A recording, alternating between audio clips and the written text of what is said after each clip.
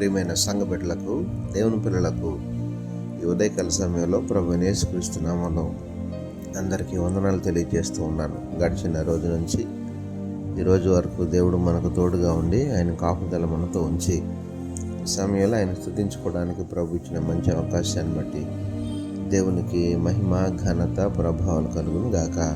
ఆమేన్.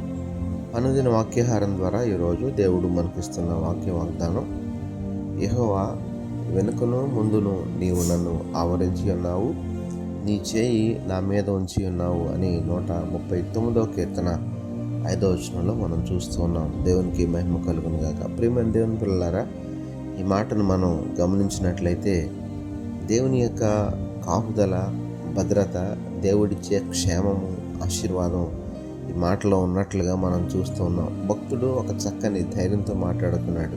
దేవా, నా వెనుక ముందు నా చుట్టుపక్కల కూడా నీవు నన్ను ఆవరించావు ప్రభువా, నీ చేయి నా మీద ఉంచావు తండ్రి, ఇంకా నాకేం కావాలని ఒక గొప్ప ధైర్యంతో మాట్లాడుతున్నాడు. అంటే దేవుని పిల్లలమైనటువంటి మనకు కావలసినటువంటి క్షేమము, కాపుదల, భద్రత, దీవెన, ఆశీర్వాదం అన్నీ కూడా ఈ మాటలో ఇమిడి ఉన్నట్లుగా మనం గమనించాలి.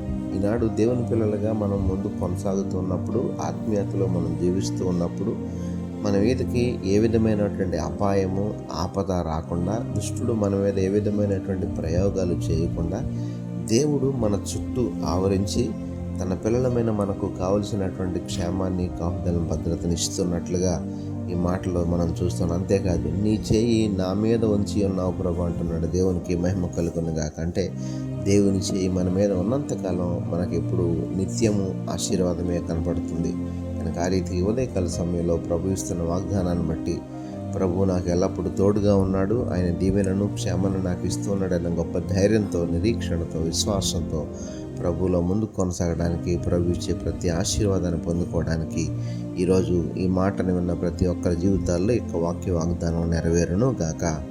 ఆమేన్. పరిశుద్ధుడైన మా దేవ, ప్రేమ గల మా తండ్రి, ఉదయకాల సమయంలో మరొకసారి మీ శ్రేష్టమైన ఉన్నతమైన నామానికి వందనాలు, స్తోత్రాలు చెల్లిస్తున్నాం ప్రభా. ఈ రోజంతా మీరు మాకు తోడుగా ఉండి సహాయం చేసి నడిపించండి, నీ మేలుల చేత నింపండి. ఈరోజు పుట్టినరోజు, పెళ్లిరోజు జరుపుకుంటున్న బిడ్డలు ఎవరైతే ఉన్నారో వారందరినీ పేరు పేరున దీవించి ఆశీర్వదించమని యేసు పరిశుద్ధ నామమున అడిగి వేడుకొనుచున్నాం తండ్రి.